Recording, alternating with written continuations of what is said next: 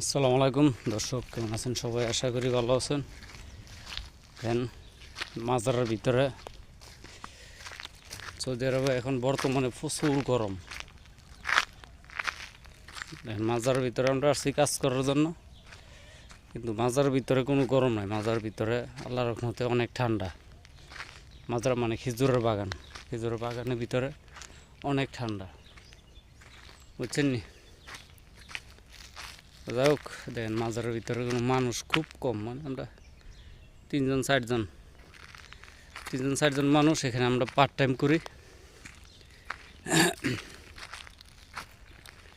দেখেন, মাজারে এখন খেজুর প্রায় পেকে গেছে।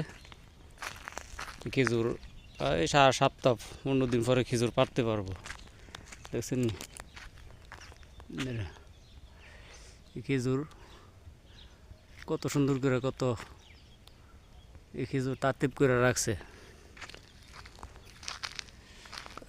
সৌদি আরবে যারা খেজুরের মাজারে আসবেন, আসলে এরকম খেজুরের বাগানের ভিতরে কাজ করতে হবে। খেজুরের বাগানের ভিতরে আপনার এই খেজুরের ডাল কাটতে হইব, তারপরে খেজুর বাঁচতে হইব,